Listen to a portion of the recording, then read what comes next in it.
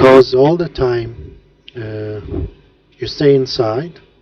That means one less scrap or log the town is getting for the long run, or you're not getting enough weapons, enough boosters from the desert to supply the survivalists who are trying to build a zoo.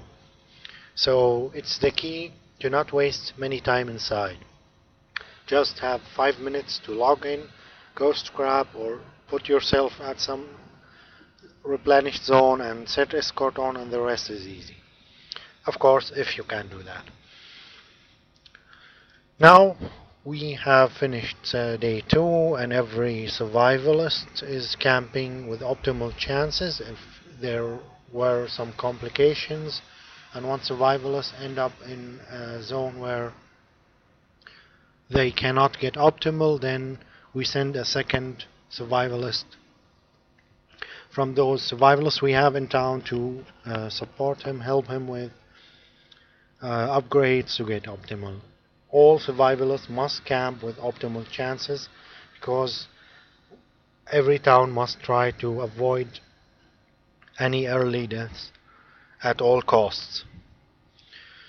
Now we start with day 2. By day 1 there are also not many things that needs to be built, except if the town finds veggie plot or factory. Those could be built, but still they will handicap the survivalist expedition, so they can wait. The best is to send everyone except survivalists who are camping to scavenge inside the diamond to increase the weapons and boosters we will find to supply the survivalists to be able to build the zoo. If no one goes out and everyone stay and build inside, that's pretty much handicapping and leaving the survivalists on their own, and that's very bad. So hopefully if you find a team who is active enough, you can encourage enough people to go outside all the time. We start with day 3. In day 3 it's less busy than day 2, but it requires a lot of hard planning, because building the zoo really starts today. On first day, survivalists go and hope they can kill what they can with what they have. But now we have to start killing step by step to clear sections of the map without leaving anything or any Z alive in any section, to make sure we have to kill them all except the southeast. So we have to make routes. Of course, planners have to do that. Hopefully each town should have a planner who will do that after arc, possibly before the attack, so everyone will be prepared and not waste many time waiting for bank luck or plans or anything else. What do we do on day 3? We send supplies for all survivalist teams. As you can see, the red route here drops supplies for those 2 survivalists. What do they need? They need more exploding water bombs. Of course, the diamond scavenging must have brought more detonators and semtics, so we have more exploding water bombs, or more kittens. If the bandage is still intact, not used, then any team, any survivalists who have a bandage, can be resupplied with as many kittens as possible to be able to clear as many buildings as possible. So red route drops the first supply drop, and blue and yellow route drops the second, and blue the third. What does the green route do? The green route is starting to use the decent weapon we have. Of course, we found a decent weapon. I believe it was either a laser pointer or Mauer. Not sure, but whatever your town finds, if it's a Mauer or a laser pointer, you have to start using it before sending it with some of the survivalists. So the green route is meant to send a tamer to go kill what they can and send the repair kits or their laser pointer back so the next person can use it, and still by the end of the day we can send it with one team survivalist who stayed inside on day 2, so they can go to the team who needs weapons the most to make the zoo.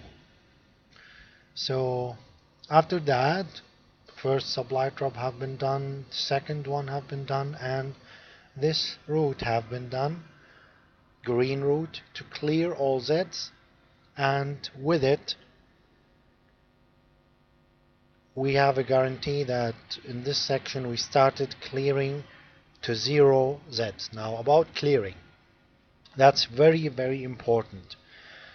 There is a rule, not a rule, a strategy or a way to be able to read the map, the numbers, how the Zs spread. You have to update the number of Zs you kill in each zone you run into while you are on a clearing mission. Before you kill, you go to the, I think I have a screenshot for this, we all use From Dusk Till Dawn external map. And before you start killing, if you run into 10 Zs for example, as we see here, Dream sensed 10 Zs 0 days ago.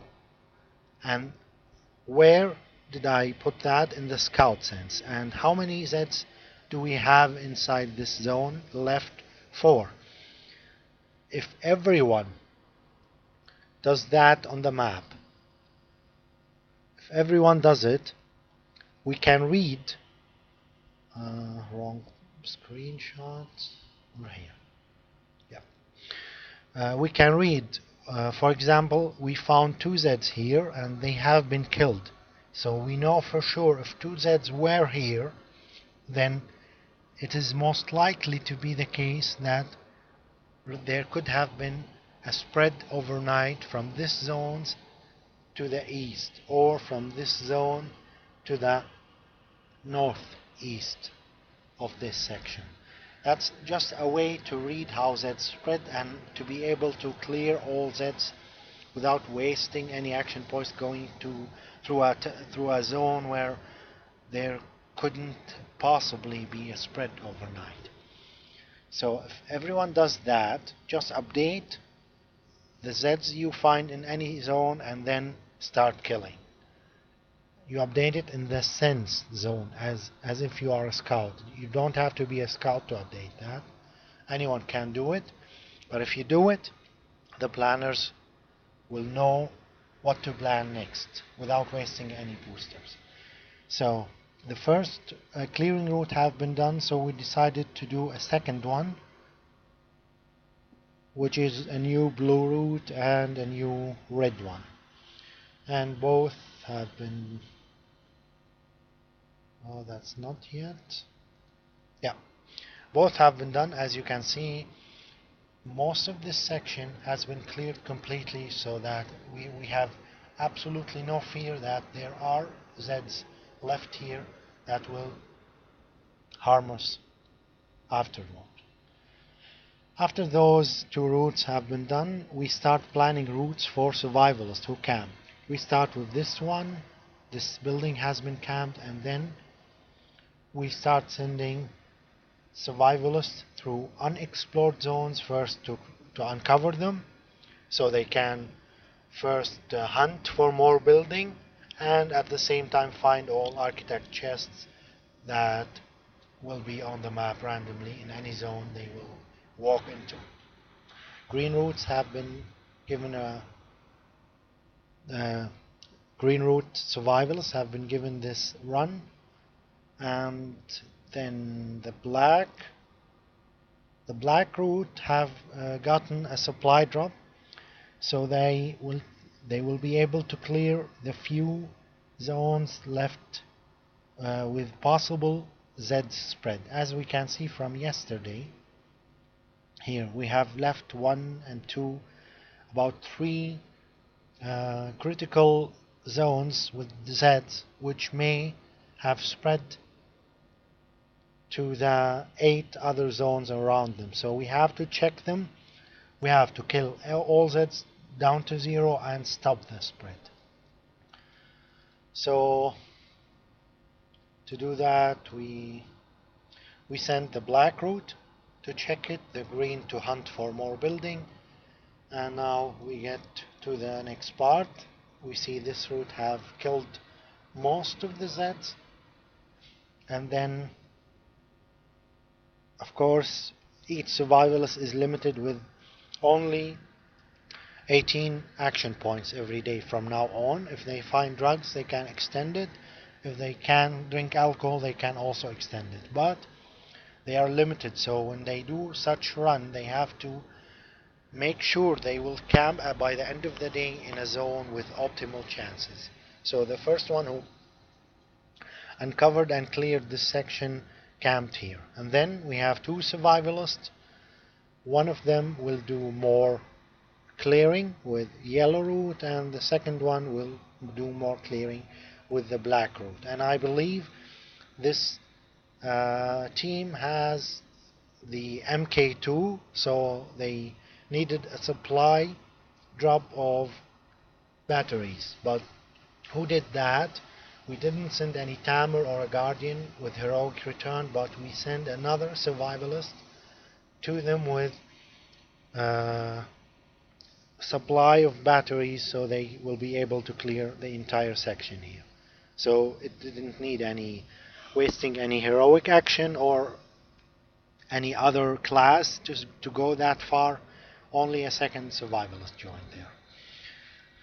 Now, this survivalist who camped in this section, they went to keep clearing the few zones have been left from yesterday without complete clearing down to 0. So this survivalist will go in this small route to kill with what they have. I believe the mower was in action at this point with some repair kits and quick fix.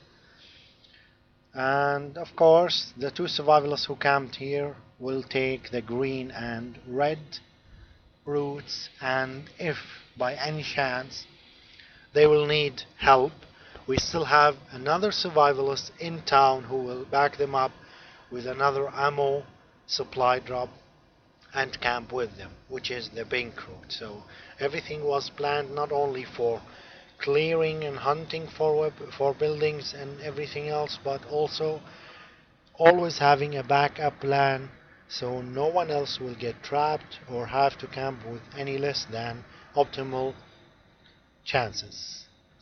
So after that, most of the routes have been done. As you can see here, the entire section have been cleared. These 2 zones have been left because we didn't have enough action points to clear by running back to the campsite.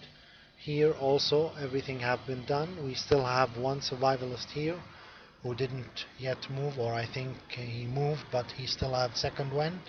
So we wanted to finish the job right today. Of course it wasn't planned to actually do that major huge clearing on day 3, but we pretty much had everything we needed, so there was no harm in doing all of it on day 3.